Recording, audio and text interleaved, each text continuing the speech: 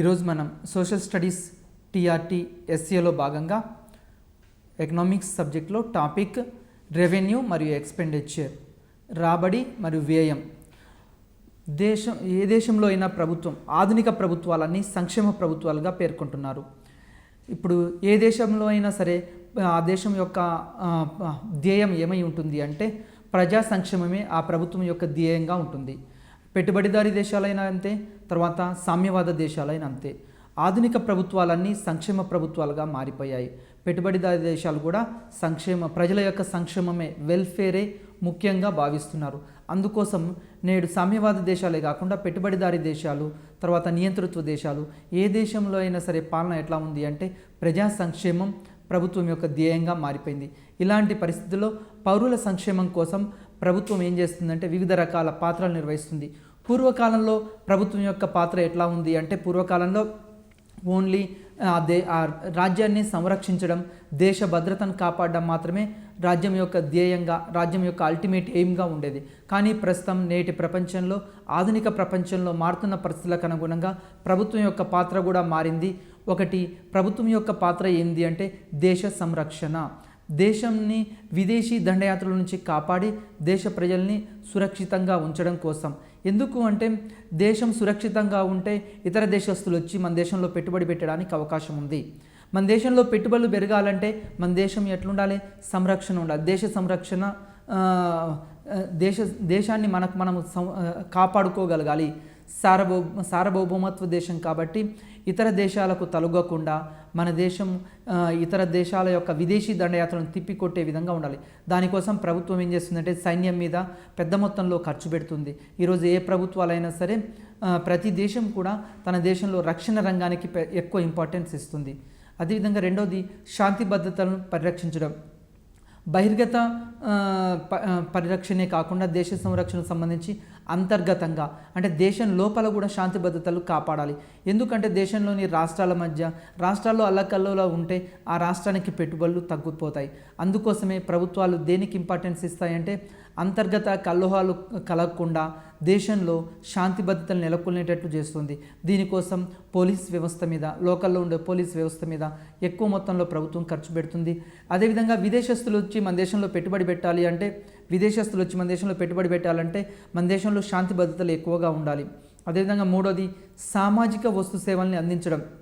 ప్రభుత్వం మనం ఏం చేస్తుందంటే వివిధ రకాల సామాజిక వస్తువుల్ని, తర్వాత సేవల్ని అందిస్తుంది. ఫర్ ఎగ్జాంపుల్ ఈరోజు ప్రజల యొక్క సంక్షేమం కోసం పార్కులు కట్టించడము, తర్వాత విహారయాత్రలు పరిరక్షించడం. ఫర్ ఎగ్జాంపుల్ ఇప్పుడు గోల్కొండ కోట, చార్మినార్ ఇట్లాంటి వాటిని, అదేవిధంగా మ్యూజియంస్ పరిరక్షించడం, ఇట్లాంటివన్నీ చేస్తూనే ఉంది. సామాజిక వస్తువుల్ని కూడా పరిరక్షిస్తుంటాయి. అంటే పార్కుల్ని, జాతీయ పార్కులు, తర్వాత అదేవిధంగా దేశంలో ప్రజల మధ్య అంటే రోడ్డు రవాణా వ్యవస్థ, ఇట్లాంటి సామాజిక పరమైనవన్నీ కూడా పరిగణలోకి తీసుకోవడం జరుగుతుంది. ఆధునిక ప్రభుత్వాల ధ్యేయం సంక్షేమ రాజ్యాన్ని నెలకొల్పడం. అంటే ప్రతి ప్రభుత్వం కూడా తమ దేశంలోని ప్రజలు సంక్షేమమే వాటి ధ్యేయం. అందుకోసమే నేటి ఎన్నికల మేనిఫెస్టోలో కూడా ప్రభుత్వాలు ఏం చేస్తున్నాయి, వివిధ రకాల సంక్షేమ పథకాలని ప్రకటించడం జరుగుతుంది ఎన్నికల మేనిఫెస్టోలో. మరి ప్రభుత్వానికి సంబంధించి ఒకసారి రెవెన్యూ అంటున్నాం. ప్రభుత్వ రాబడి, గవర్నమెంట్ రెవెన్యూ ఏ విధంగా ఉంటుంది? ప్రభుత్వాలు నేటి కాలంలో అనేక విధులు నిర్వహిస్తున్నాయి. అంటే రకరకాల విధులు. అంటే ఇంతకుముందు లాగా దేశం రక్షణకే తమ యొక్క బాధ్యత కాదు. దేశ రక్షణే కాకుండా ఈరోజు ప్రభుత్వాలు ప్రజల కోసము ప్రాజెక్టులు కట్టించడము, ఆనకట్టలు నిర్మించడం, వీటితో పాటు పరిశ్రమలు నెలకొల్పడము, అదేవిధంగా మౌలిక సదుపాయాలు కల్పించడము, రోడ్లు, తందితపాల ఇలాంటివన్నీ నిర్వహించడం. ఆ విధుల నిర్వహణకు భారీగా నిధులు అవసరం, మరి డబ్బు అవసరం. భారీగా డబ్బు అవసరం కాబట్టి మరి ప్రభుత్వానికి డబ్బు ఎక్కడి నుంచి వస్తుంది? రాబడి ఎక్కడి నుంచి వస్తుంది? ప్రభుత్వ రాబడి ఎట్లా వస్తుందంటే పన్నులు మరియు ఇతర రూపాల్లో ప్రజల నుండి ప్రభుత్వం ఏం చేస్తుందంటే ధనాన్ని సేకరించడం జరుగుతుంది, ద్రవ్యాన్ని సేకరిస్తుంది, ప్రజల మీద ట్యాక్సెస్ వేస్తుంది. ప్రభుత్వము వివిధ రకాల సంక్షేమ పథకాలు మీద ఖర్చు పెట్టాలి అంటే ప్రభుత్వానికి రాబడి కావాలి. ఈ రాబడి ఎట్లా వస్తుంది? ట్యాక్సెస్ ద్వారా వస్తుంది. అది డైరెక్ట్ ట్యాక్సెస్ అయినా కావచ్చు, ఇండైరెక్ట్ ట్యాక్సెస్ అయినా కావచ్చు. అదేవిధంగా ప్రభుత్వానికి ఇతర రూపాల్లో అంటే ఫీజులు కలెక్ట్ చేయడము, తర్వాత ఆస్తుల్ని జప్తు చేయడము, అదేవిధంగా ప్రభుత్వానికి ప్రజలకు సంబంధించిన వివిధ ట్యాక్సెస్ విధించడం, వీటి ద్వారా ద్రవ్యం సమకూరుస్తుంది. అదేవిధంగా ప్రభుత్వం ఇంకా ప్రభుత్వం వివిధ మూలాల నుంచి కూడా ప్రభుత్వం రాబడి అంటే డబ్బును సేకరించుకుంటుంది. ఈ ద్రవ్యాన్ని ఏ విధంగా సేకరించుకుంటుంది అంటే ప్రభుత్వము లోటు బడ్జెట్ విధానం ద్వారా, అదేవిధంగా ద్రవ్యాన్ని ముద్రించడం ద్వారా, అదేవిధంగా రుణాల ద్వారా, అంతర్గత రుణాలు, బహిర్గత రుణాల ద్వారా ఈ విధంగా ప్రభుత్వానికి రాబడి అనేది రావడం జరుగుతుంది. ప్రభుత్వం రాబడి వచ్చిన తర్వాత వ్యయం. మరి ప్రభుత్వ వ్యయం అంటే ఏంది? ప్రజలను పరిరక్షించడం కోసం, ఆ సంక్షేమ కార్యక్రమాల కోసం ఎన్నో కార్యక్రమాలు రూపొందించాలి. ఆ రూపొందించిన కార్యక్రమాల మీద పెద్ద మొత్తంలో పెట్టుబడి పెట్టాలి. ఫర్ ఎగ్జాంపుల్, ఈరోజు ప్రభుత్వం అమలు చేస్తున్న సంక్షేమ పథకాలు ఉన్నాయి. కేసీఆర్ కిట్, తర్వాత కళ్యాణ లక్ష్మి, షాదీ ముబారక్ ఇట్లాంటివి ఉన్నాయి. మరి వీటి మీద ప్రభుత్వం వివిధ కార్యక్రమాల మీద, సంక్షేమ కార్యక్రమాల మీద ఖర్చు పెట్టాలి అంటే ప్రభుత్వం వ్యయం చేయాలి. మరి ఈ సంక్షేమ కార్యక్రమాల మీద వ్యయం చేయాలి అంటే ఇదంతా ప్రభుత్వానికి ఖర్చు. దీన్ని ప్రభుత్వ వ్యయం అంటాం. మరి ప్రభుత్వ రాబడి ఎగ్జామినేషన్ పాయింట్ ఆఫ్ వ్యూలో ఎట్లా ఇస్తాడు అంటే, ప్రభుత్వ రాబడి టైప్స్ ఆఫ్ రెవెన్యూ యొక్క రకాలు పేర్కొనండి అంటాడు. ప్రభుత్వ రాబడిని స్థూలంగా మనం 2 రకాలుగా వర్గీకరించవచ్చు. ప్రభుత్వానికి రాబడి ఎట్లా వస్తుందంటే 2 రకాలుగా వస్తుంది. ఒకటేమో పన్ను రాబడి, రెండోది పన్నేతర రాబడి. దాన్నే ట్యాక్స్ రెవెన్యూ అంటాం, నాన్ ట్యాక్స్ రెవెన్యూ. మరి పన్ను రాబడి అంటే ప్రభుత్వం వివిధ రకాల పన్నులు విధిస్తుంది ప్రజల మీద. దాన్ని ప్రత్యక్ష పన్నులు అనవచ్చు, పరోక్ష పన్నులు అనవచ్చు. అదేవిధంగా పన్నేతర రాబడి అంటే ఇక్కడ ఫీజుల ద్వారా, జప్తుల ద్వారా, జరిమానాల ద్వారా పన్నేతర రాబడి కూడా వస్తుంది. మరి ప్రభుత్వ రాబడి అనగా ప్రభుత్వ ఆదాయ మార్గాలకై అన్వేషించి పౌరుల నుండి రాబట్టే ధనాన్ని ప్రభుత్వ రాబడి అంటాం. ప్రభుత్వ రాబడి అంటే ప్రభుత్వం తన ఆదాయ మార్గాలను ఎక్కడెక్కడి నుంచి ఆదాయం వస్తుంది అని అన్వేషించి పౌరుల మీద ఏం చేస్తుంది? ట్యాక్సెస్ విధిస్తుంది. దాని ద్వారా ప్రభుత్వము రాబడి అనేది సమకూర్చుకుంటుంది. మరి రాబడి రకాలు ఎగ్జామినేషన్లో ఇది ఇంపార్టెంట్. రాబడి రకాలు 2 రకాలండి. ఒకటి ప్రత్యక్ష పన్నుల ద్వారా ప్రభుత్వం రాబడి సేకరించుకుంటుంది. రెండోది పరోక్ష పన్నులు. ఇక్కడ ప్రత్యక్ష పన్నులు ద్వారా రాబడి సేకరిస్తుంది. ప్రత్యక్ష పన్నులు అంటే చూడండి, ప్రత్యక్ష పన్నులు, పరోక్ష పన్నులు. వ్యక్తిగత ఆదాయం పన్ను, తర్వాత కార్పొరేట్ పన్ను, సంపద, తర్వాత లాభాలపై విధించు పన్ను. ప్రత్యక్ష పన్నులు అంటే డైరెక్ట్ ట్యాక్సెస్ అంటాం. మరి పరోక్ష పన్నులు అంటే ఇండైరెక్ట్ ట్యాక్సెస్లో ఇప్పుడు ఎక్స్పోర్ట్స్, ఇంపోర్ట్స్ ఉంటాయి, తర్వాత ఉత్పత్తులు ఉంటాయి. ఉత్పత్తి జరిగే చోట ఎక్సైజ్ ట్యాక్సెస్ విధించడం, తర్వాత అమ్మకం పన్ను, సేల్స్ ట్యాక్స్, ఈ విధంగా సహజ వనరులపై పన్నులు విధించడం, ఇవన్నీ పరోక్ష పన్నులు. అంటే ప్రభుత్వానికి రాబడి 2 రకాలుగా వస్తుంది. ఒకటి ప్రత్యక్ష పన్నుల ద్వారా రాబడి వస్తుంది, రెండోది పరోక్ష పన్నుల ద్వారా రాబడి వస్తుంది. మరి ఎగ్జామినేషన్ పాయింట్ ఆఫ్ వ్యూ ఇంకో బిట్ ఏంటంటే, పన్ను అంటే ఏంది? ఒక్కోసారి ఎగ్జామ్లో అడుగుతాడు, ట్యాక్స్ అనగా ఏమి అంటాడు. పన్నుదారుని లబ్ధితో సంబంధం లేకుండా చేయు నిర్బంధ చెల్లింపులు పన్ను. పన్ను అంటే ఏంటంటే, మనం ప్రభుత్వానికి పన్ను చెల్లించినప్పుడు మనకు ప్రభుత్వం ఏమి ఇస్తుంది అని ఆలోచించకూడదు. దేశం మనకేమిస్తుంది కాదు, దేశానికి మనం ఏం చేస్తున్నామని ఆలోచించాలి. ఒక్కోసారి పన్నుదారుడికి ఏం లాభం లేకున్నా కానీ పన్ను చెల్లించాల్సి వస్తుంది. అంటే పన్నుదారుని లబ్ధితో సంబంధం లేకుండా నిర్బంధంగా ప్రభుత్వానికి చెల్లించే దానిని ఇక్కడ పన్ను అంటాం, ట్యాక్స్ అంటాం. అదేవిధంగా పరోక్ష పన్నులు అనగా ఇక్కడ ప్రత్యక్ష పన్ను అంటే ఒకసారి పరిశీలిద్దాం. ప్రత్యక్ష పన్ను అంటే ఏంటంటే, పన్ను యొక్క ఆరంభ భారము, అంతిమ భారము ఒకే వ్యక్తిపై పడితే దాన్ని ప్రత్యక్ష పన్ను అంటాం. డైరెక్ట్ ట్యాక్స్ అంటే ఏంటంటే, పన్ను యొక్క ఆరంభ భారము, అంతిమ భారము ఒకే వ్యక్తి పైన పడితే దాన్ని ప్రత్యక్ష పన్ను అన్నాం. అంటే పన్ను గవర్నమెంట్ ఏం చేసిందంటే, ఒక ట్యాక్స్ మన మీద వేసిందనుకోండి, పన్నును మళ్ళీ తిరిగి మనమే కట్టామనుకోండి, అంటే ప్రభుత్వం మన పేరు మీద ట్యాక్స్ 100 రూపాయలు వేసినప్పుడు ఆ 100 రూపాయలు తిరిగి మనమే కడితే దాన్ని ప్రత్యక్ష పన్ను అంటాం. మరి పరోక్ష పన్ను అంటే అట్లా కాదు.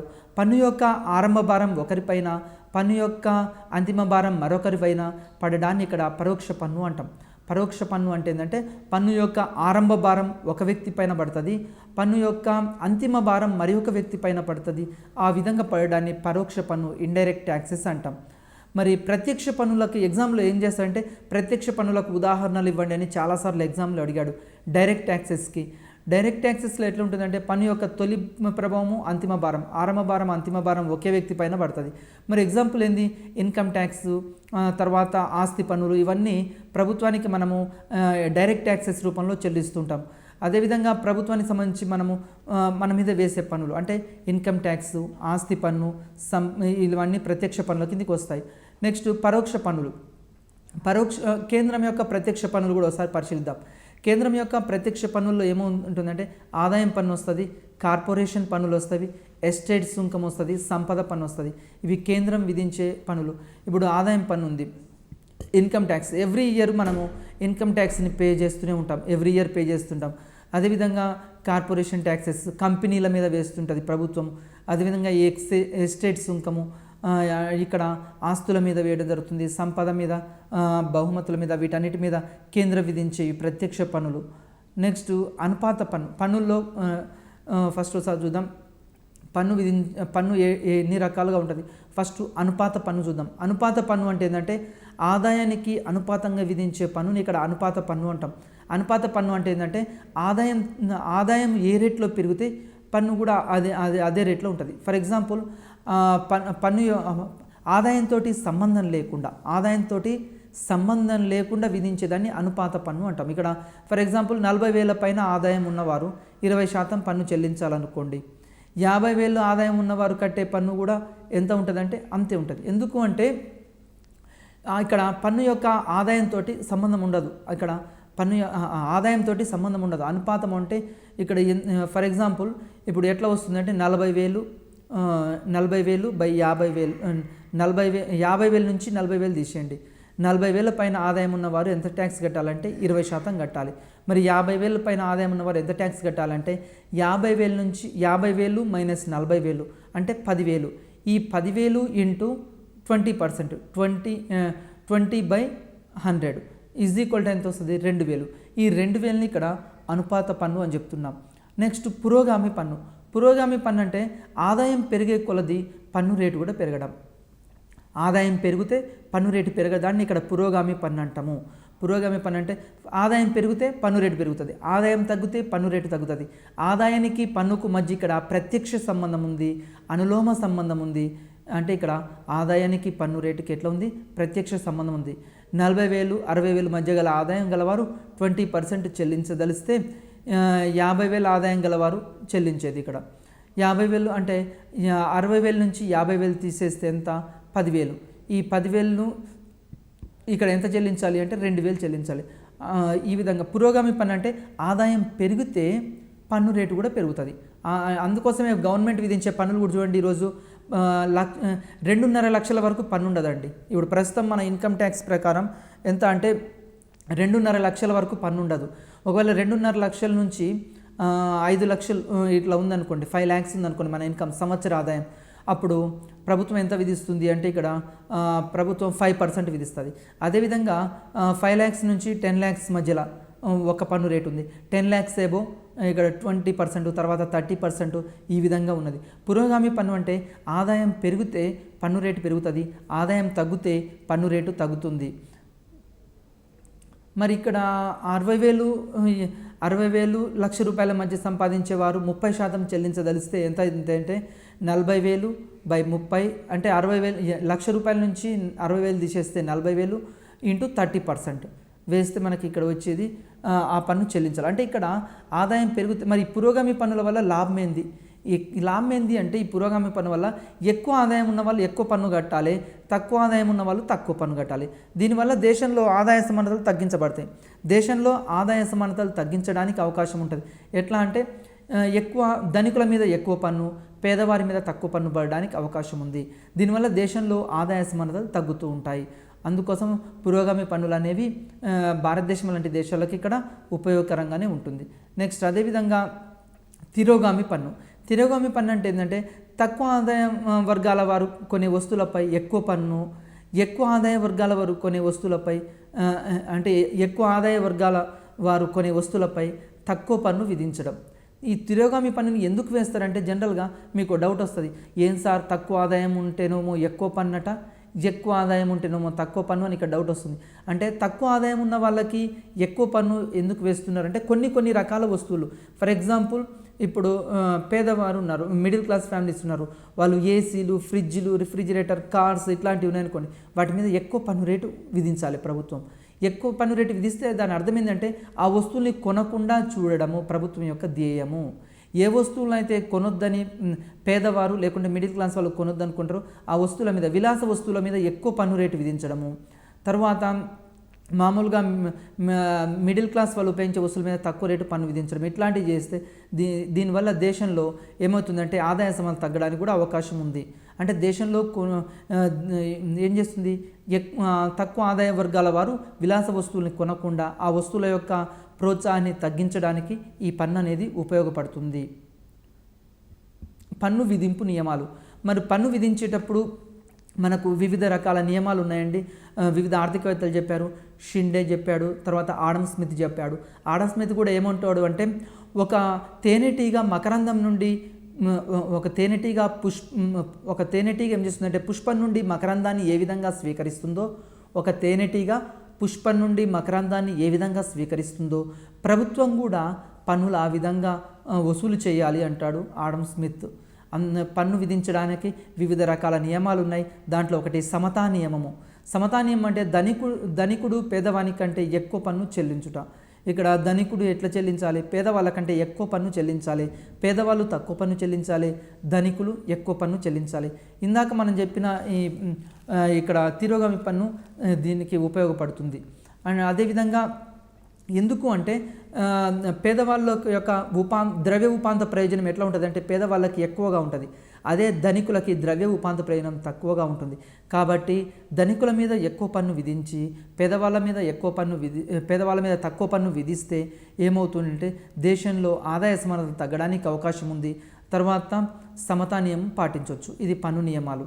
అదేవిధంగా ఉత్పాదకత నియమం. పన్నులు ఉత్పత్తి నిరోధించే విధంగా ఉండకూడదు. పన్నులు ఎట్లా ఉండాలి అంటే ట్యాక్సెస్ ఉత్పత్తిని ప్రోత్సహించే విధంగా ఉండాలి. దేశం ఆర్థికంగా అభివృద్ధి చెందాలి అంటే, గ్రోత్ రేట్ పెరగాలి అంటే, దేశంలో ఉత్పత్తి పెరగాలి అంటే, గ్రోత్ రేట్ పెరగాలి అంటే పన్నులు తక్కువగా ఉండాలి. ఉత్పత్తిని ప్రోత్సహించే విధంగా ఉండాలి. అంటే ఫర్ ఎగ్జాంపుల్ దేశంలో ఇప్పుడు అగ్రికల్చర్ సెక్టర్లో మనము మామిడికాయలు ఎక్కువ ఎక్స్పోర్ట్ చేయాలనుకోండి, వాటికి ఎక్కువ ఇక్కడ ఏం చేయాలి, ట్యాక్సెస్ లేకుండా చేయాలి, ఎగుమతి సుంకాలు అట్లాంటివన్నీ తీసేయాలి. ఈ విధంగా చేస్తే ఆటోమేటిక్గా ఏమవుతుంది, పన్నుల్ని ఆ వస్తువుల్ని ఉత్పత్తి చేయడానికి ముందుకు వస్తారు. ఉత్పాదకత నియమం ప్రకారం ఇక్కడ పన్నులు ఏమవుతుందంటే పన్నులు ఉత్పత్తిని పెంచే విధంగా ప్రోత్సహించే విధంగా ఉండాలి, అంతేగాని నిరుత్సాహపరిచే విధంగా ఉండకూడదు. మూడోది సౌలభ్య నియమము. పన్నులు చెల్లించేటప్పుడు ఎట్లా ఉండాలంటే సరళీకృతంగా ఉండాలి, అందరికీ అర్థమయ్యే విధంగా ఉండాలి. ఫర్ ఎగ్జాంపుల్ పన్ను రేటు ఎంత ఉండాలి, ఏ టైంలో చెల్లించాలి ట్యాక్స్ని, ఇది సులభంగా అందరికీ అర్థమయ్యేటట్లు ఉండాలి. ఫర్ ఎగ్జాంపుల్ ఇప్పుడు పంట కాలం వచ్చే సీజన్ ఉంటుందండి, జనవరిలో కోతకు వస్తాయి. ఈ జనవరిలో రైతులకి ట్యాక్స్ విధించామనుకోండి, ఆటోమేటిక్గా వాళ్ళు పన్ను చెల్లిస్తారు. అంతేకాకుండా వాళ్ళు జనవరిలో కాకుండా మనము జూన్ జూలై ఆ ప్రాంతంలో పన్నులు విధించాలనుకోండి, రైతులు ఎవరు ట్యాక్స్ కట్టరు. ట్యాక్స్లు ఎట్లా ఉండాలి అంటే సరళతరంగా ఉండాలి, సౌలభ్యంగా ఉండాలి, ముందుగా తెలిసేటట్లు ఉండాలి, రైతులు వివిధ రకాల వాయిదా పద్ధతుల్లో చెల్లించేటట్లు ఉండాలి. రైతులైనా సరే దేశంలో ఎవరైనా సరే వివిధ రకాలు ప్రజలందరికీ అందుబాటులో ఉండేటట్లు వాళ్ళు వాయిదా పద్ధతిలో చెల్లించే విధంగా ఇక్కడ ట్యాక్సెస్ అనేవి ఉండాలి. నెక్స్ట్ పన్ను పరిధి లేక లెవెల్ ఆఫ్ కంప్లైంట్స్ ఎట్లా ఉండాలి అంటే, పన్ను రేటు పెరగడం వలన పన్ను ఎగ్గొట్టే వారి సంఖ్య పెరుగుద్ది. దేశంలో ఈరోజు చూడండి చాలామంది ట్యాక్స్ ఎగ్గొడుతున్నారు. దానికి గల ప్రధాన కారణం ఏంటంటే భారతదేశంలో ట్యాక్సెస్ ఎక్కువగా ఉన్నవి, అంటే ట్యాక్స్ రేట్ ఎక్కువగా ఉంది. ఈ ట్యాక్స్ రేట్ని ప్రభుత్వం ఏం చేస్తుందంటే ఈరోజు తగ్గించడానికి ప్రయత్నం చేస్తుంది పన్ను రేటుని. అందుకోసమే మనము దేశంలో ఇన్కమ్ ట్యాక్స్ ఇట్లాంటివన్నీ తగ్గించడానికి ప్రయత్నం చేస్తున్నారు. ఇంతకుముందు భారతదేశంలో 1991కు ముందు 1991 సంవత్సరానికి ముందు భారతదేశంలో పన్ను రేట్లు ఎక్కువగా ఉండేవి. పన్నుల సంస్కరణల కోసం వివిధ రకాల కమిటీలు కూడా వేయడం జరిగింది. ఈ కమిటీలో అన్ని ఏం సూచనలు చేశాయంటే ప్రజలందరూ పన్నులు చెల్లించే విధంగా ఉండాలి. భారతదేశంలో పన్నులు ఎట్లా ఉండాలి అంటే ప్రజలందరూ కట్టే విధంగా ఉండాలి. పన్ను రేటు తక్కువగా ఉంటే ఎక్కువ మంది కడతారు, పన్ను రేటు ఎక్కువగా ఉంటే ఎక్కువ మంది కట్టరు, ఎగ్గొట్టడానికి ప్రయత్నం చేస్తారు. అందుకోసమే ట్యాక్స్ ఎప్పుడైనా తక్కువగా ఉండాలి పన్ను రేటు. అదేవిధంగా పన్నేతర రాబడి.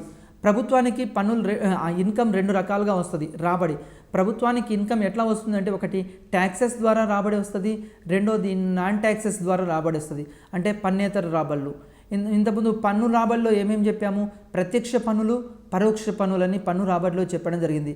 పన్నేతర రాబడిలో ఎట్లా ఉంటుందంటే ప్రజలు చేయు సేవలకు ప్రతిఫలంగా ఇక్కడ ప్రజల నుండి వచ్చు ఆదాయమే, అంటే ప్రజలకు ప్రభుత్వం వివిధ రకాల సేవలు చేస్తుంది.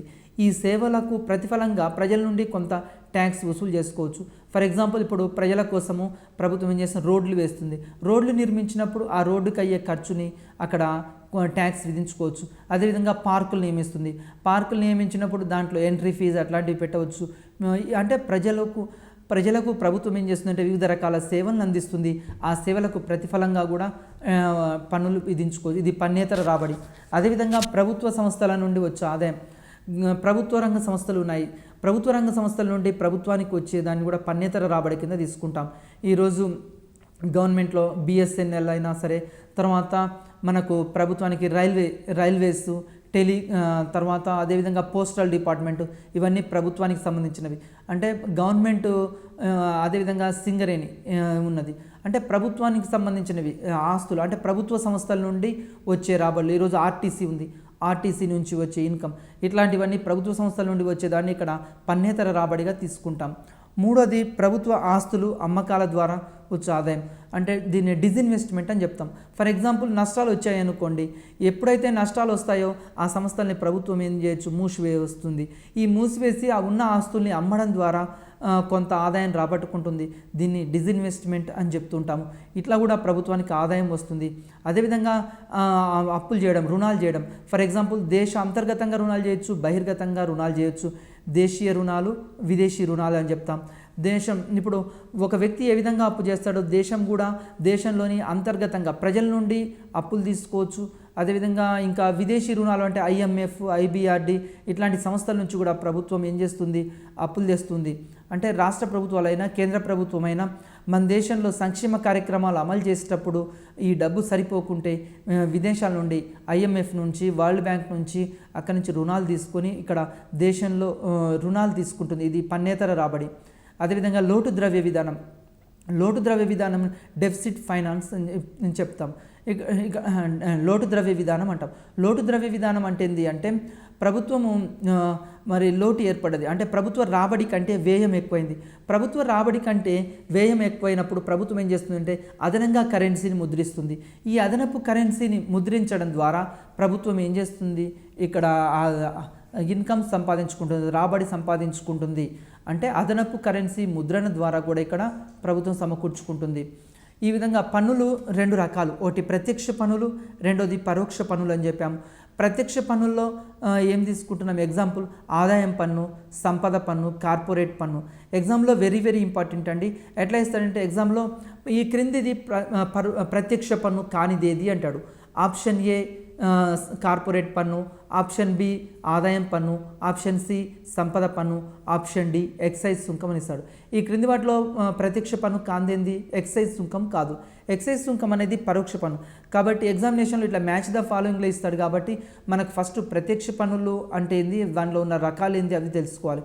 అదేవిధంగా ఇండైరెక్ట్ ట్యాక్సెస్లో ఎక్సైజ్ సుంకము, తర్వాత సేవా పన్ను, వ్యాట్, దిగుమతి సుంకము, సేల్స్ ట్యాక్స్ ఇవన్నీ వస్తాయి. అదేవిధంగా ప్రభుత్వం వివిధ రకాల వస్తువుల మీద ఇప్పుడు జిఎస్టీ ఉంది. ఇది కూడా మనకు ఏమవుతుంది, పరోక్ష పన్నుల కిందికి రావడం జరుగుతుంది ప్రభుత్వం. నెక్స్ట్ ముఖ్యమైన పన్నులు, దేశంలో ముఖ్యమైన పన్నుల గురించి ఒకసారి పరిశీలిద్దాం. ప్రభుత్వం ఆదాయం పన్ను, ఇన్కమ్ ట్యాక్స్ అంటాం. ఈ ఇన్కమ్ ట్యాక్స్ని ఎప్పుడు విధిస్తారు అంటే ప్రతి సంవత్సరం దేశంలో ప్రజలపైన ఎవరైతే వార్షిక ఆదాయం 2.5 లక్షల కంటే ఎక్కువగా ఉంటుందో 2.5 లక్షల కంటే ఎక్కువ ఆదాయం ఉన్న వర్గాల మీద ప్రభుత్వం ఇన్కమ్ ట్యాక్స్ వేస్తుంది. సంవత్సరిక ఆదాయం 2.5 లక్షల లోపు ఉంటే పన్ను చెల్లించనవసరం లేదు. 2,50,000 కంటే ఎక్కువ ఉంటే పన్ను చెల్లించాలి. అంటే 2.5 లక్షల నుంచి 5 లక్షల మధ్యలో ఉంటే ఇక్కడ పన్ను 5% అని, అదేవిధంగా 5 lakhs నుంచి 10 lakhs ఉంటే 20% అని, ఆ పైన ఉంటే 30% అని. ఈ విధంగా ఇది ఇన్కమ్ ట్యాక్స్ అంటాం, ఆదాయం పన్ను. ఇది వ్యక్తుల యొక్క వార్షిక ఆదాయంపై వేస్తారు. నెక్స్ట్ సంపద పన్ను. ఎవరికైతే సంపద ఉంటుందో ఆ సంపద మీద విధించేదాన్ని ఇక్కడ సంపద పన్ను అని చెప్పడం జరుగుతుంది. దీన్నే వెల్త్ ట్యాక్స్ అంటాం. వ్యక్తులు కలిగి ఉన్న సంపదపై, ఫర్ ఎగ్జాంపుల్ మనకు భూమి ఉంది, ఆ భూమిపై వేయడము, లేకుంటే బంగారం కలిగి ఉన్నాం, బంగారం మీద, ప్లాంట్స్ మీద, ఇట్లా ఏదైతే స్థిర ఆస్తులు ఉంటాయో వాటి మీద పన్నులు విధించడానికి సంపద పన్ను అంటాం. నెక్స్ట్ అదేవిధంగా కార్పొరేట్ పన్ను. అంటే వివిధ రకాల ఉద్యమదారులు ఉంటారు. ఉద్యమదారులు వాళ్ళు వివిధ రకాల వస్తువులు ఉత్పత్తి చేసినప్పుడు ప్రభుత్వానికి కొంత మొత్తంలో ట్యాక్స్ పే చేయాలి. ఇట్లాంటి కార్పొరేషన్ ట్యాక్సెస్. తర్వాత వ్యాపార వాణిజ్య సంస్థల వార్షిక లాభాలపై కూడా కార్పొరేషన్ ట్యాక్స్ ఇక్కడ విధిస్తూ ఉంటారు. ఫర్ ఎగ్జాంపుల్ కార్పొరేషన్ ట్యాక్స్ అంటే ఒక వ్యాపార సంస్థ ఉంది. ఫర్ ఎగ్జాంపుల్ రిలయన్స్ తీసుకుందాం. రిలయన్స్ ఇండస్ట్రీ సంవత్సరిక ఆదాయం ఉందనుకోండి. వాళ్ళ యొక్క లాభాల పైన ఏం చేస్తారు, గవర్నమెంట్ ట్యాక్స్ విధిస్తుంది. ఇట్లా వాళ్ళ యొక్క ప్రాఫిట్స్ పైన రిలయన్స్ అయినా కావచ్చు, లేకుంటే ఏదైనా ఇండస్ట్రీ మీద వ్యాపార సంస్థల యొక్క వార్షిక లాభాలపై విధించేదని ఇక్కడ కార్పొరేషన్ ట్యాక్స్ అంటాం. ఎక్సైజ్ సుంకం అంటే ఏంటంటే వస్తువు తయారైన దగ్గర విధించేదాన్ని. అంటే ఫర్ ఎగ్జాంపుల్ ఎక్కడైతే ప్రొడక్షన్ అవుతుందో, ఫర్ ఎగ్జాంపుల్ ఇప్పుడు మనకు టీవీలు ఉత్పత్తి అవుతున్నాయి అనుకోండి.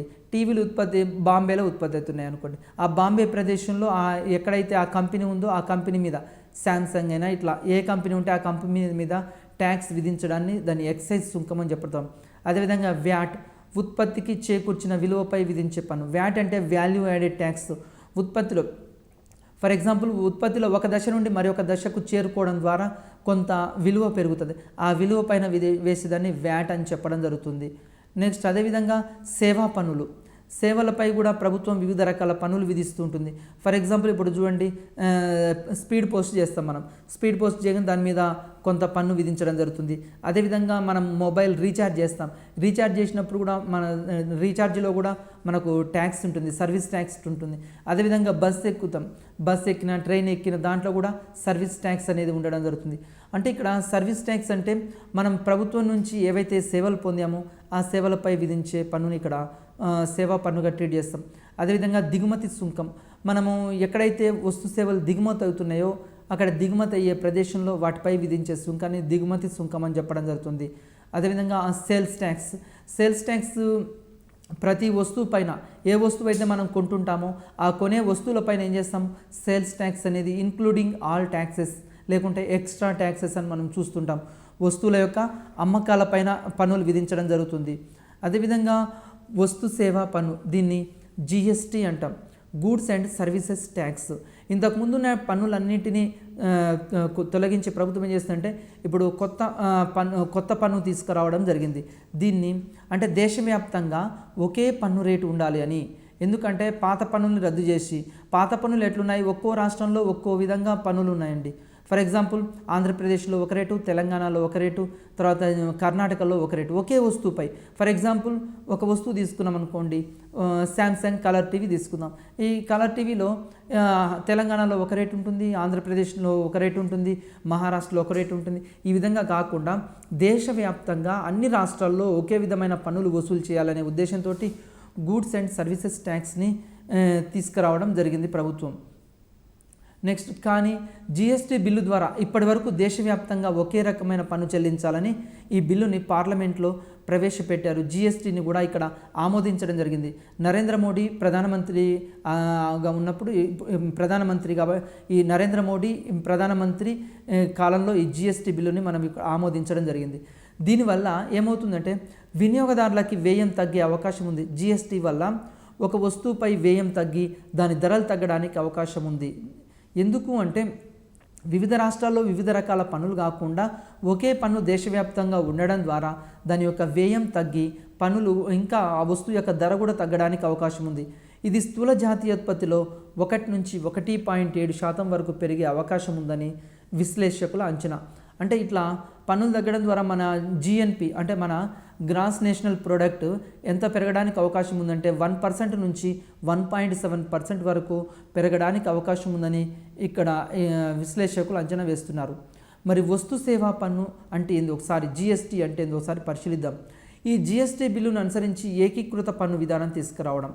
ఎందుకంటే దేశవ్యాప్తంగా ఒకే రకమైన పన్ను విధానం తీసుకురావడం ద్వారా ఉత్పాదక రంగంలో కీలకంగా ఉన్న రాష్ట్రాలు తీవ్రంగా నష్టపోతాయని ప్రాంతీయ పార్టీలు చాలా వరకు వ్యతిరేకించాయి. జిఎస్టీని ఇప్పుడు ఎక్కడైతే ప్రాంతీయ పార్టీలు ఉన్నాయో, రీజనల్ పార్టీస్ ఉన్నాయో, అంటే టీడీపీ అయినా కావచ్చు, లేకుంటే టీఆర్ఎస్ ఇక్కడ సపోర్ట్ చేసింది, టీఆర్ఎస్ అయినా కావచ్చు, ఇట్లాంటి ఎక్కడైతే లోకల్ పార్టీస్ ప్రాంతీయ పార్టీలు ఏ రాష్ట్రాల్లో అయితే ఉన్నాయో ఆ రాష్ట్రాలు కొంత ఫస్ట్ వ్యతిరేకించాయి. ఎందుకు వ్యతిరేకించాయి అంటే జిఎస్టీని అమల్లోకి తీసుకొస్తే మేము పెద్ద మొత్తంలో నష్టపోతున్నాం, మా ఇన్కమ్ లాస్ అవుతుందని ఈ రాష్ట్ర ప్రభుత్వాలు వ్యతిరేకించాయి. జిఎస్టీ అమల్లోకి వచ్చిన తర్వాత ఇప్పుడు రాష్ట్ర ప్రభుత్వాలు పెద్ద మొత్తంలో నష్టపోతున్నాయి. దీన్ని అప్పుడు కేంద్ర ప్రభుత్వం ఏం చేసిందంటే ఫస్ట్ 5 years మేము ఎంతైతే నష్టపోతున్నామో 100% మేము న్యాయం చేస్తాము, గ్రాంట్లు ఇస్తాము అని ఇక్కడ మినహాయింపు ఇవ్వడం జరిగింది. కేంద్ర ఆర్థిక మంత్రి అరుణ్ జైట్లీ స్పష్టం చేశాడు. రాష్ట్రాలు నష్టపోయిన ఆదాయంలో 3 సంవత్సరాలు 100%, అంటే ఫస్ట్ 3 years 100% కేంద్ర ప్రభుత్వమే భరుస్తుంది. తర్వాత 4వ ఏడాదిలో మాత్రం 75% అని, తర్వాత 50% అని 5వ సంవత్సరంలో భర్తీ చేస్తామని ఇక్కడ అప్పటి ఆర్థిక మంత్రి, అంటే ప్రస్తుతం ఉన్న ఆర్థిక మంత్రి ఇక్కడ అరుణ్ జైట్లీ గారు హామీ ఇవ్వడం జరిగింది. ఎందుకంటే రాష్ట్ర ప్రభుత్వాలు ఆదాయం కోల్పోతున్నాయి, ఈ ఆదాయాలు జీఎస్టీ వల్ల మేము నష్టపోతున్నామని సెంట్రల్ గవర్నమెంట్ దగ్గర రాష్ట్ర ప్రభుత్వాలు చెప్పడం జరిగింది. దీనికి అనుగుణంగా వాళ్ళు ఈ విధమైన పరిష్కారం సూచించారు. మరి కేంద్ర పన్నుల విధానంలో విప్లవాత్మకమైన మార్పు వచ్చింది. అది ఏంటి అంటే జీఎస్టీ బిల్లు అమల్లోకి వస్తే పన్నుల విధానంలో విప్లవాత్మక మార్పులు వస్తున్నాయి. ఎందుకంటే దేశవ్యాప్తంగా ఒకే రకమైన స్లాబ్స్ ఉంటాయి. కొన్ని రకాల వస్తువులకి 4% అని, కొన్ని రకాల వస్తువులకి 10% అని, కొన్ని 16 అని, ఇట్లా స్లాబ్స్ ఉన్నాయి. ఈ స్లాబ్స్ ఆధారంగా ఈ జీఎస్టీ పన్ను అమల్లోకి వస్తుంది. కస్టమ్స్ మరియు ఎక్సైజ్ అధికారులు అదనపు బాధ్యతలు నిర్వహించాలి. ఇక్కడ ఇంతకుముందు ఉన్న ఈ యొక్క కస్టమ్స్ అధికారులు, ఎక్సైజ్ అధికారులు కూడా ప్రత్యేకంగా కొన్ని బాధ్యతలు నిర్వర్తించాల్సి వస్తుంది. వాళ్ళ యొక్క బాధ్యతలకు అనుగుణంగా ఇతర జీతభత్యాల్లో కూడా వాళ్ళు కొన్ని మినహాయింపులు ఇవ్వడం జరిగింది. తర్వాత సెంట్రల్ ట్యాక్స్ పన్ను విధానంలో మార్పులు వచ్చాయి. ఇంతకుముందు కేంద్రం యొక్క పన్నుల విధానంలో ఎలాంటి మార్పులు వచ్చాయంటే సెంట్రల్ ఎక్సైజ్ డ్యూటీలో, తర్వాత ఎక్సైజ్ మరియు కస్టమ్స్ డ్యూటీలో అదనపు బాధ్యతలు నిర్వహించడానికి ఇక్కడ పన్నుల విధానంలో మార్పులు రావడం జరిగింది. మరి జీఎస్టీ బిల్లుతోటి వచ్చే ప్రయోజనాలు ఏంటి, మనకి ఏమేమి ప్రయోజనాలు ఉన్నాయని పరిశీలిస్తే, ఏకీకృత పన్నుల విధానం ఉండడం ద్వారా దేశంలోని ప్రజలందరూ ఒకే రకమైన పన్ను భారం పడుతుంది. వాళ్ళు ధనికులైనా సరే, పేదవారైనా సరే, అందరికీ ఒకే పన్ను భారం పడుతుంది. దీని ద్వారా దేశంలో ఆదాయ అసమానతలు తగ్గడానికి అవకాశం ఉంది. ప్రజలకు కూడా కన్ఫ్యూజ్ ఉండదు. ఒక రాష్ట్రంలో ఒక రేటు పన్ను విధానం ఒక వస్తువు మీద, మరొక రాష్ట్రంలో మరొక పన్ను రేటు విధానం అనేది ఉండదు. దీని ద్వారా ఒకే విధమైన ఉంటుంది. అదేవిధంగా వాణిజ్య కార్యకలాపాలు కూడా మరింత సులభతరం అవుతాయి. ఎందుకంటే ఉద్యమదారులు కూడా వాళ్ళ యొక్క ఉత్పత్తి కార్యకలాపాలు నిర్వహించుకునేటప్పుడు వాళ్ళు ఏం చేస్తారు, ఒకే పన్ను రేటు విధానం ఉండడం ద్వారా ఎప్పుడు పన్ను చెల్లించాలి, ఎంత పన్ను చెల్లించాలి వాళ్ళకు ముందే తెలుస్తుంది. కాబట్టి వాళ్ళ యొక్క ఉత్పత్తిని పెంచుకోవడానికి, ఒకవేళ అవసరం లేకుంటే తగ్గించుకోవడానికి, జీడిపిలో పన్ను రేటు పెరగడానికి అవకాశం ఉందని ఇక్కడ అంచనా వేయడం జరిగింది. నెక్స్ట్ జీఎస్టీ ప్రతిపాదనలు. మరి ఎప్పటి నుంచి ఇది అమల్లోకి వచ్చింది? 1986 సంవత్సరంలో అప్పటి ఆర్థిక మంత్రి విశ్వనాథ్ ప్రతాప్ సింగ్ ఏం చేశాడంటే జీఎస్టీని అనుసరించాలి అని మొట్టమొదటిసారిగా బడ్జెట్లో ప్రవేశపెట్టాడు. కానీ అది అమల్లోకి రాలేదండి.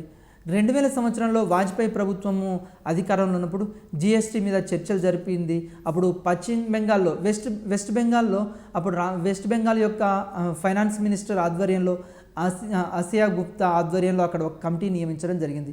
తర్వాత 2006 సంవత్సరం ఫిబ్రవరి 28న దేశంలో మొట్టమొదటిసారిగా ఆర్థిక మంత్రి చిదంబరం జీఎస్టీని ఏం చేసిందంటే జీఎస్టీ మీద చర్చకు తీసుకొచ్చాడు. అయితే మనకి ఎగ్జామినేషన్ పాయింట్ ఆఫ్ వ్యూలో వెరీ వెరీ ఇంపార్టెంట్ బిట్ ఏంటంటే జీఎస్టీ రాజ్యాంగ సవరణ బిల్లు అడుగుతాడు. 2014 డిసెంబర్ 18న రాజ్యాంగ సవరణ బిల్లు అంటే ఆర్టికల్ 120 ఇక్కడ రాజ్యాంగ సవరణ బిల్లు 122ను లోక్సభలో ప్రవేశపెట్టారు. 122వ రాజ్యాంగ సవరణ బిల్లును డిసెంబర్ 19న 2014 సంవత్సరంలో ప్రవేశపెట్టారు. అది లోక్సభలో ప్రవేశపెట్టారు. మరి రాజ్యసభలో ఇప్పుడు 2015 మే 6న రాజ్యాంగ సవరణ బిల్లును ఇది లోక్సభ ఆమోదించింది.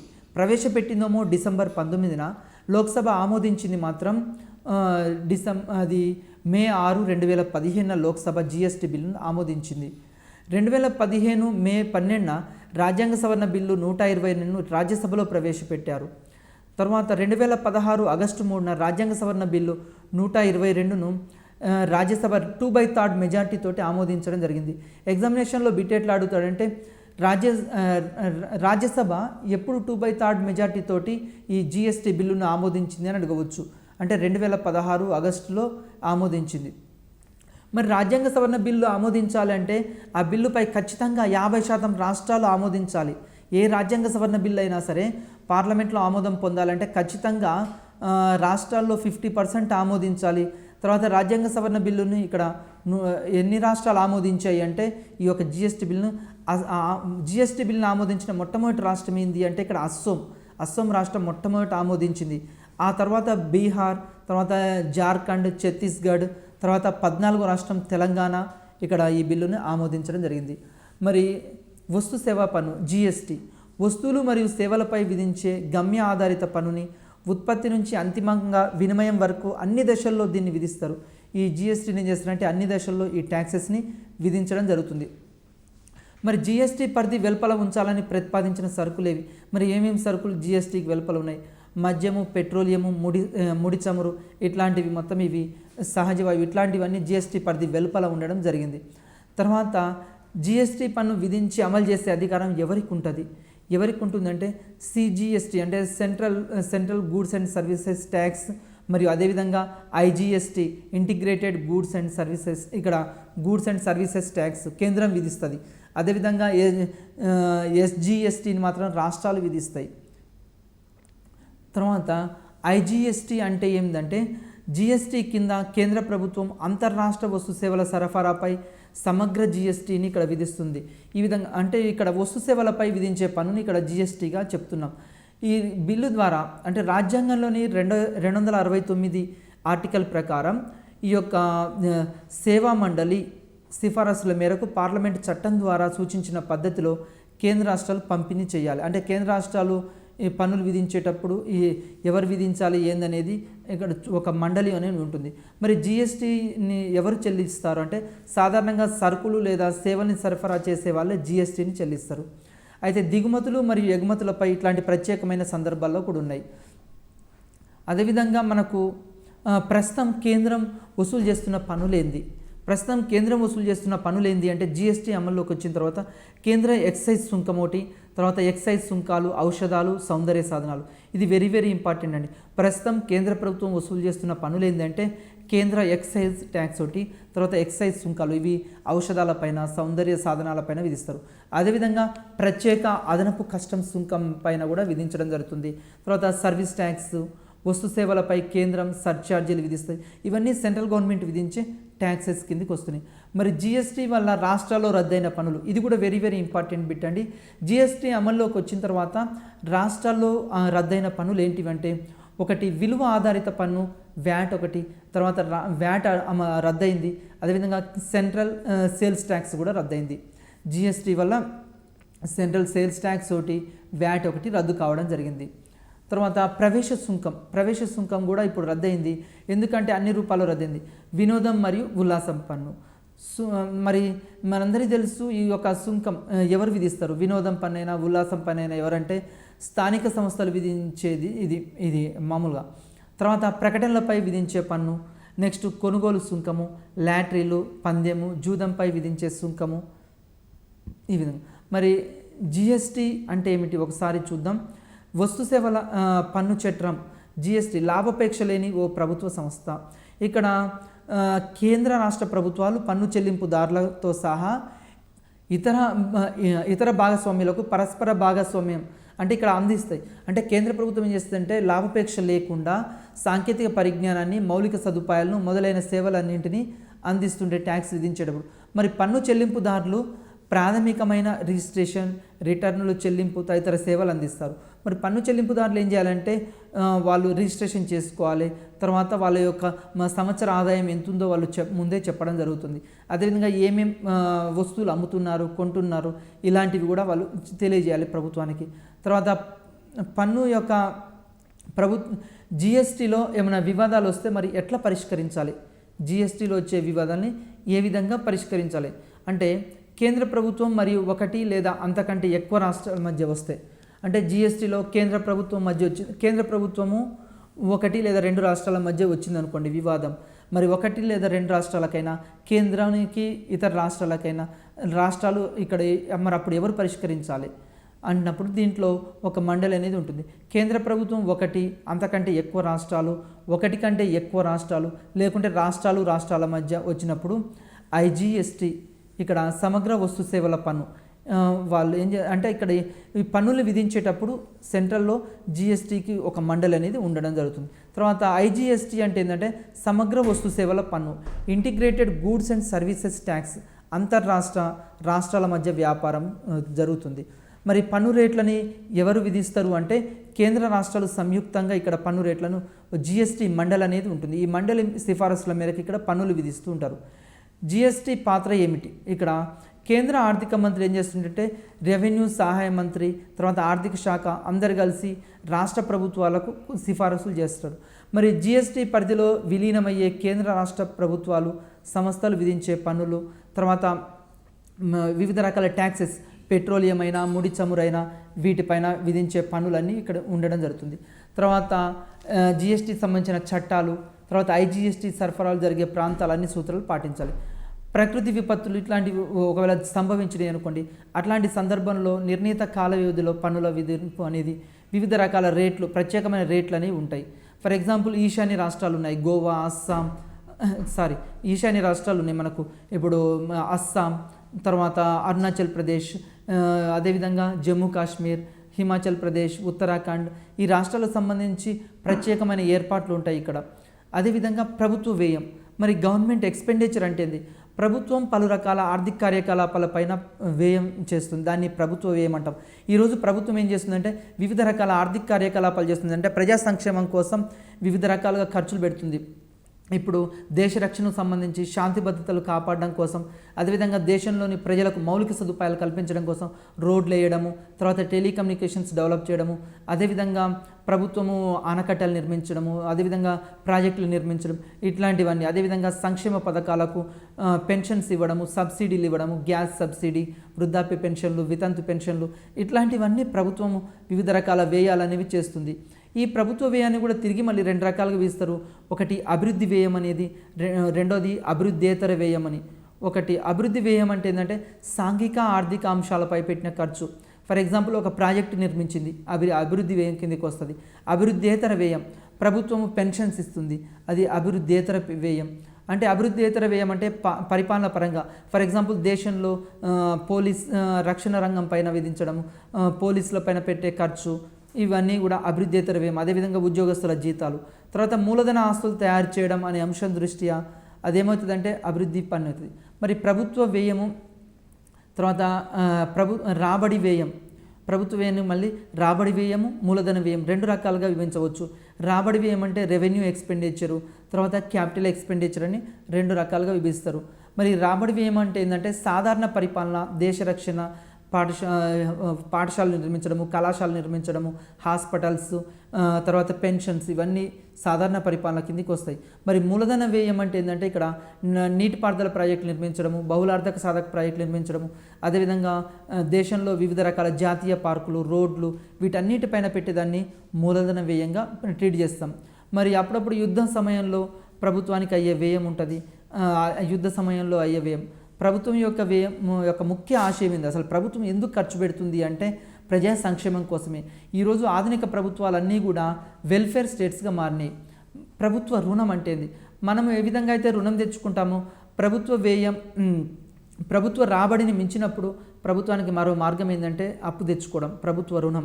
అంటే ప్రభుత్వ రాబడి కంటే ప్రభుత్వ వ్యయం ఎక్కువగా ఉన్నప్పుడు ప్రభుత్వం ఏం చేస్తుంది అంటే రుణం తీసుకొస్తుంది. ఈ రుణం రెండు రకాలుగా ఉంటుంది. ఒకటి స్వదేశీ రుణం ఉంటుంది, రెండోది విదేశీ రుణం అని ఉంటుంది. ప్రభుత్వ రుణము, స్వదేశీ రుణము, విదేశీ రుణం. అంటే అంతర్గత రుణము, రెండోది బహిర్గత రుణంగా ఉంటుంది. మరి అదేవిధంగా పన్నుల మీద మనకు ఎట్లాంటి క్వశ్చన్స్ అడగవచ్చు. పన్ను పరిధిలోకి వచ్చే పన్ను పరిధిలోకి వచ్చేటప్పుడు ఇక్కడ పన్ను రేటు తోటి సంబంధం కలిగి ఉండకు, అంటే పన్ను రేటు పరిధిలోకి వచ్చే సరి సంఖ్య, అంటే ఇక్కడ పన్ను రేటు ఈ సంబంధాన్ని కలిగి ఉంటుంది. ఒకటి ధనాత్మక, ఒక బిట్టు చూద్దాం. ఇక్కడ భారతదేశంలో ప్రపంచ బ్యాంకు ద్వారా తీసుకునే నిధులు ఏ ఖాతాలో చేరుతాయి? ఇప్పుడు మనం వరల్డ్ బ్యాంక్ నుంచి నిధులు తీసుకొస్తున్నాం, ఈ నిధులు ఏ ఖాతాలోకి చేరుతాయని ఒకసారి పరిశీలిద్దాం. ఏ కరెంట్ ఖాతా, బి రెవెన్యూ వ్యయ ఖాతా, సి మూలధన ఖాతా, డి అధికారిక పరిష్కార ఖాతా. ఇక్కడ ఎప్పుడైనా సరే వరల్డ్ బ్యాంక్ నుంచి ఇట్లాంటివి తీసుకొస్తుంది, మూలధన ఖాతాలోకి వస్తుంది. మూలధన ఖాతాలో ఇక్కడ వ్యయం వస్తుంది. నెక్స్ట్ ఈ క్రింది వానిలో అభివృద్ధి వ్యయానికి ఉదాహరణ ఏది అంటుండు. దేశ రక్షణకు అయ్యే ఖర్చు, తర్వాత జాతీయ పార్కులకు అయ్యే ఖర్చు, అదేవిధంగా పరిపాలనకు అయ్యే ఖర్చు, ఈ విధంగా తీసుకోవడం జరిగింది. తర్వాత రాబడుల కంటే ఇక్కడ మరి దేన్ని తీసుకున్నాం? ఇక్కడ అంటే దేశ రక్షణకు అయ్యే ఖర్చు కూడా ఇక్కడ తీసుకోవడం జరుగుతుంది. అదేవిధంగా ఇంకోటి చూద్దాం. రాబడుల కంటే వ్యయాలు ఎక్కువైనాయండి, వ్యయం ఎక్కువైంది. ఆ బడ్జెట్ ఇక్కడ రాబడి కంటే వ్యయం ఎక్కువైతే మనం ఏమవుతుందంటే మనం దాన్ని ఏమంటామని కూడా అడగవచ్చు. అంటే మిగులు బడ్జెటు, సంతులిత బడ్జెటు, లోటు బడ్జెటు, సామాజిక బడ్జెట్ అంటాం. ఎప్పుడైనా సరే రాబడి కంటే వ్యయం ఎక్కువైతే దాన్ని ఏమంటామంటే ఇక్కడ లోటు బడ్జెట్గా మనం ట్రీట్ చేసుకోవడం జరుగుతుంది. ప్రభుత్వం రాబడికి సంబంధించిన అంశాలు మనం పరిశీలిస్తున్నాం. ఇంతసేపు ప్రభుత్వ రాబడి, మరి ప్రభుత్వానికి రాబడి ఎట్లా వస్తుందని చెప్పాము. ఒకటేమో ప్రభుత్వానికి పన్ను రాబడి, పన్నేతర రాబడి అని చెప్పడం జరిగింది. ట్యాక్సెస్లో పన్ను రాబడి అంటే ఏంది, ఇక్కడ ప్రత్యక్ష పన్నులు ఉంటాయి, పరోక్ష పన్నులు ఉంటాయి. ఈ విధంగా ప్రత్యక్ష పరోక్ష పన్నుల ఆధారంగా ప్రభుత్వానికి రాబడి అనేది వస్తుంది. మరి ప్రత్యక్ష పన్నులు అంటే ఏంది, మనకు పన్ను ఆరంభ భారము, అంతిమ భారము ఒకే వ్యక్తి పైన పడితే దాన్ని ఏమంటాము అంటే ప్రత్యక్ష పన్ను అంటాం. ఎగ్జామ్లో వెరీ వెరీ ఇంపార్టెంట్. ఎట్లా అడుగుతాడు అంటే ప్రత్యక్ష పన్ను అనగానేమి అంటాడు. ప్రత్యక్ష పన్ను అనగానేమి అంటే ఏంటంటే పన్ను యొక్క ఆరంభ భారము, పన్ను యొక్క అంతిమ భారము ఒకే వ్యక్తి పైన పడితే దాన్ని ప్రత్యక్ష పన్ను అని చెప్పడం జరుగుతుంది. మరి పన్ను యొక్క ఆరంభ భారము, అంతిమ భారం ఒకే వ్యక్తి పైన ప్రత్యక్ష పన్ను. మరి పరోక్ష పన్ను అంటే ఏంది, పన్ను యొక్క ఆరంభ భారము మరియు అంతిమ భారము వేరువేరుగా పడితే అంటే పన్ను యొక్క ఆరంభ భారం ఒక వ్యక్తి పైన పడి పన్ను యొక్క అంతిమ భారం మరొక వ్యక్తి పైన పడితే దాన్ని పరోక్ష పన్ను అంటాం. ఇంకొక విధంగా కూడా చెప్పవచ్చు, పన్ను యొక్క ఆరంభ భారాన్ని ఎట్లా అంటే పన్ను యొక్క ఆరంభ భారం ఒక వ్యక్తి పైన పడితే దాన్ని ఇతర వ్యక్తులపైకి బదిలీ చేయడానికి అవకాశం ఉన్న పన్నుని పరోక్ష పన్ను అంటాం. ఈ పరోక్ష పన్నులకి ఎగ్జాంపుల్స్గా మనం ఏం తీసుకుంటున్నాము అంటే సేల్స్ ట్యాక్స్ ఇవన్నీ తీసుకోవడం జరుగుతుంది. మనకు ఎప్పుడైనా సరే మన ప్రత్యక్ష పన్నులు మంచివా, పరోక్ష పన్నులు మంచివా అన్నప్పుడు అభివృద్ధి చెందిన దేశాల్లో ఎక్కువ శాతం ఏ పన్నులు ఉంటాయంటే ప్రత్యక్ష పన్నులు ఉంటాయి. అభివృద్ధి చెందిన అమెరికా, బ్రిటన్, ఫ్రాన్స్ ఇట్లాంటి దేశాలు తీసుకుంటే అక్కడ ప్రత్యక్ష పన్నులు ఉంటాయి. మరి మనలాంటి దేశాలు తీసుకున్నప్పుడు పరోక్ష పన్నులు ఉంటాయి. ఎందుకు పరోక్ష పన్నులు ఉంటాయి అంటే భారతదేశంలో ఇక్కడ ప్రత్యక్ష పన్నులు కట్టడానికి చాలామంది ప్రజలు ఇక్కడ ముందుకు రారు ప్రత్యక్ష పన్నులు కట్టడానికి. ఎందుకంటే గవర్నమెంట్ పడిపోవడానికి కూడా అవకాశం ఉంటుంది. అందుకోసమే భారతదేశం లాంటి అభివృద్ధి చెందుతున్న దేశాల్లో పరోక్ష పన్నులు ఎక్కువగా విధించడానికి ప్రభుత్వం మొగ్గు చూపుతుంటాయి. అది ఏ ప్రభుత్వమైనా సరే పరోక్ష పన్నులు అనేవి ఇక్కడ విధించడం జరుగుతుంది. మరి అదేవిధంగా ప్రభుత్వం వ్యయం చేసేటప్పుడు, ఖర్చు చేసేటప్పుడు మరి కొన్ని పన్నులు విధించేటప్పుడు కొన్ని నియమాలు పాటించాలి. ఏ నియమాలు పాటిస్తుంది అంటే ఇక్కడ సమతా నియమాన్ని పాటిస్తుంది. సమతా నియమాన్ని ఎందుకు పాటిస్తుంది అంటే పన్ను అనేది దేశంలో ఉన్న అందరి ప్రజలపైన ఈక్వల్ భారం పడాలి. అంటే ధనికులపైన ఎక్కువ పన్ను, బీదవారిపైన తక్కువ పన్ను విధించే విధంగా పన్నుల రూపకల్పన అనేది ఉండాలి. ఇది ముఖ్యంగా ఎందుకు అంటే దాన్ని పన్నుల ఇక్కడ సమతా నియమం అని చెప్తాం. ఈ సమతా నియమం ప్రకారమే ట్యాక్సెస్ విధిస్తుంటారు. మరి అదేవిధంగా సౌలభ్య నియమం కూడా ఉండాలి. సౌలభ్య నియమం ఎందుకు అంటే పన్నును ఎప్పుడు కట్టాలి, ఎంత ట్యాక్స్ కట్టాలి, ఏ టైంలో కట్టాలి, ఇవన్నీ ప్రభుత్వానికి ముందే ఎవరైతే చెల్లింపుదారులు ఉన్నారో వాళ్ళకు ముందే తెలిసి ఉండాలి. ఈ విధంగా ట్యాక్సెస్ సంబంధించి ఉంటుంది. అదేవిధంగా ప్రభుత్వం ఖర్చు, మరి ప్రభుత్వం ఎక్స్పెండిచర్ చేసేటప్పుడు, ప్రభుత్వము ఖర్చు పెట్టేటప్పుడు మరి ఏ విధంగా ఖర్చు పెడుతుంది అన్నప్పుడు దీనికి కూడా ప్రభుత్వం ఈరోజు ఆధునిక ప్రభుత్వాలన్నీ సంక్షేమ ప్రభుత్వాలు అయినాయి. సంక్షేమ ప్రభుత్వాలు అయినప్పుడు ప్రభుత్వం ఏం చేస్తుందంటే తన యొక్క ఖర్చుని అభివృద్ధి వ్యయము, అభివృద్ధియేతర వ్యయంగా రెండు రకాలుగా వ్యయం చేస్తుంది. అభివృద్ధి వ్యయము అంటే ప్రభుత్వం డెవలప్మెంట్ యాక్టివిటీస్లో ఖర్చు పెట్టేవాడిని అభివృద్ధి వ్యయం అంటాం. ఫర్ ఎగ్జాంపుల్ ఈరోజు డెవలప్మెంట్ యాక్టివిటీస్ సంబంధించి ప్రభుత్వము వివిధ రకాల అభివృద్ధి కార్యక్రమాల్లో పాల్పంచుకుంటుంది. ఇప్పుడు రోడ్లు నిర్మించాలి, తర్వాత దేశంలో విదేశీ మారకద్రవ్యాన్ని మనం ఆర్జించాలి అంటే ప్రపంచవ్యాప్తంగా ఉన్న పరిశ్రమలు ఇండియాకు రావాలి. ప్రపంచవ్యాప్తంగా ఉన్న పరిశ్రమలు ఇండియాకు రావాలి అంటే పెట్టుబడులను ఇక్కడ ఆకర్షించాలి అంటే మన దేశంలో మౌలిక సదుపాయాలు అభివృద్ధి చెందాలి. మౌలిక సదుపాయాలైన టెలికమ్యూనికేషన్స్, బ్యాంకింగ్, తర్వాత రోడ్స్, ట్రాన్స్పోర్ట్ ఇవన్నీ. మరి వీటి మీద ప్రైవేట్ వ్యక్తులు వచ్చి ముందుకు పెట్టుబడి పెడతారా? ప్రైవేట్ వ్యక్తులు వచ్చి ముందు పెట్టుబడి పెట్టరు. మరి ప్రైవేట్ వ్యక్తులు వచ్చి పెట్టుబడి పెట్టరు కాబట్టి మరి ఇక్కడ ఎవరు పెట్టుబడి పెట్టాలి అంటే ప్రభుత్వమే ఇక్కడ ముందు పెట్టుబడి పెట్టాలి. కాబట్టి ప్రభుత్వం ఏం చేస్తుందంటే దేశంలో అవసరమైన మౌలిక సదుపాయాల్ని కల్పించడానికి కృషి చేస్తుంది. ఇక్కడ మౌలిక సదుపాయాల్ని ఖర్చడం అంటే ప్రభుత్వం వ్యయం చేసేటప్పుడు అవస్థాపన సౌకర్యాల మీద ఎక్కువగా పెట్టుబడులు పెడుతూ ఉంటుంది. విద్య మీద, వైద్యం మీద, అదేవిధంగా ఆరోగ్యం మీద, అదేవిధంగా ట్రాన్స్పోర్టు, బ్యాంకింగు, టెలికమ్యూనికేషన్స్, పోస్టల్స్, వీటి మీద ప్రభుత్వం ఏం చేస్తుంది, ఖర్చు పెడుతుంది. దీన్ని అవస్థాపన సౌకర్యాలు అంటాం. ఈ విధంగా అవస్థాపన సౌకర్యాలు ఏ ప్రైవేట్ వ్యక్తులు వచ్చి పెట్టుబడి పెట్టరు. ఎందుకు అంటే ఈ అవస్థాపన సౌకర్యాలు డెవలప్ చేస్తే వాళ్ళ యొక్క లాభాలు రావు.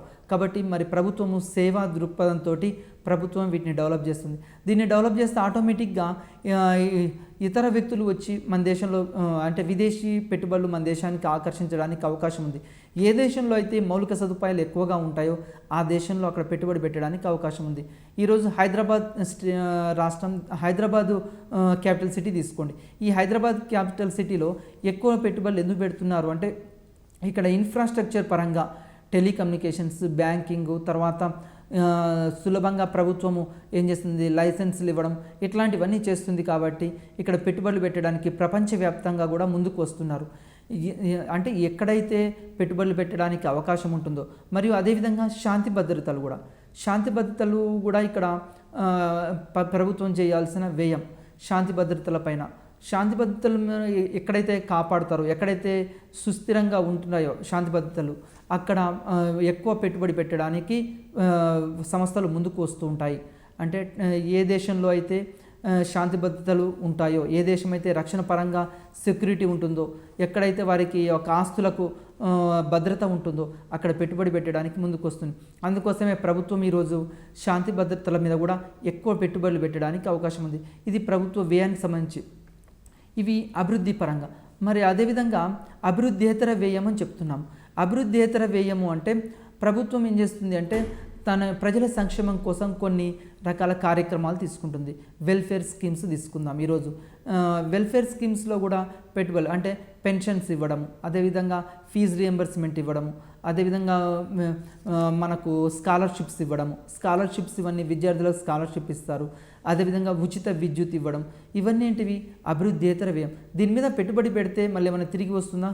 తిరిగి రాదు. తిరిగి రాకుండా కానీ ప్రభుత్వం ఏం చేస్తుంది, ఇక్కడ ఇన్వెస్ట్మెంట్ చేయడం జరుగుతుంది. ఈ విధంగా ప్రభుత్వ రాబడి, ప్రభుత్వ వ్యయం, ఇది ఎగ్జామినేషన్ పాయింట్ ఆఫ్ వ్యూలో మనకు వెరీ వెరీ ఇంపార్టెంట్. అయితే మనం ఇక్కడ చూసుకోవాల్సిన అంశం ఏంది అంటే ట్యాక్సెస్లో ఉన్న రకాలు ఏంది అంటే ప్రభుత్వం యొక్క ఫస్ట్ పన్ను అంటే ఏంది. పన్ను అంటే ఏంటంటే ఎవరైతే చెల్లింపుదారుడు ప్రభుత్వం నుంచి ప్రతిఫలం ఆశించకుండా నిర్బంధంగా చెల్లించేదాన్ని పన్ను అంటాం. పన్నులు రెండు రకాలు, ఒకటి ప్రత్యక్ష పన్నులు, రెండోది పరోక్ష పన్నులు. మరి ప్రత్యక్ష పన్నులకు ఉదాహరణ ఏంది అని కూడా అడగవచ్చు. ప్రత్యక్ష పన్నులకు ఉదాహరణ మనకు ఇన్కమ్ ట్యాక్స్, కార్పొరేట్ ట్యాక్స్, తర్వాత ఇవన్నీ ప్రత్యక్ష పన్నులకు ఉదాహరణలు. మరి పరోక్ష పన్నులకు ఉదాహరణలు ఏంది కూడా అడగవచ్చు. పరోక్ష పన్నులకు ఉదాహరణలు ఏంటి అంటే ఇక్కడ మనం చెల్లించే వస్తువుల సేల్స్ ట్యాక్స్, తర్వాత ప్రభుత్వం అంటే ఇక్కడ ఇండైరెక్ట్ ట్యాక్సెస్ అన్నీ దీని కిందికి వస్తాయి. అంటే పన్ను యొక్క ఆరంభ భారం ఒక వ్యక్తి పైన, అంతిమ భారం మరి ఒక వ్యక్తి పైన ఇట్లా పడేవాడిని ఇక్కడ సేల్స్ ట్యాక్స్, ఇక్కడ పరోక్ష పన్నులు ఇండైరెక్ట్ ట్యాక్సెస్ అంటుంటాం. మరి ప్రభుత్వం ఇంకా ఎగ్జామినేషన్లో ఎట్లా క్వశ్చన్స్ అడుగుతాడు అంటే పన్ను విధింపు సూత్రాలు ఏంది అని అడగవచ్చు. పన్ను విధింపు, ఒక దేశంలో పన్ను విధించాలంటే కొన్ని సూత్రాలు ఉంటాయి. ఆ పన్ను విధింపు సూత్రాలు ఇంతకుముందే చెప్పడం జరిగింది. ఒకటి ఏంటిది, సమతా నియమం అని, తర్వాత సౌలభ్య నియమం అని, అదేవిధంగా సౌకర్య నియమం అని, ప్రజల యొక్క సౌకర్యానికి అనుగుణంగా ఈ విధంగా పన్ను నియమాలు ఉన్నాయి. ఇవన్నీ మనం చదువుకుంటే సరిపోతుంది. దీని తర్వాత లాస్ట్ ప్రభుత్వ వ్యయానికి సంబంధించిన కూడా అభివృద్ధి వ్యయము, అభివృద్ధియేతర వ్యయం. ఈ అంశాలన్నింటినీ మనం పరిగణలోకి తీసుకొని చదివితే ఎగ్జామినేషన్లో ఎక్కువ మార్కులు రావడానికి అవకాశం ఉంది. కాబట్టి మనము ఒకసారి ప్రీవియస్ పేపర్లు కూడా ప్రాక్టీస్ చేసుకొని తర్వాత ఎట్లా క్వశ్చన్స్ వస్తున్నాయి చూస్తే ఎక్కువ మార్కులు సాధించవచ్చు.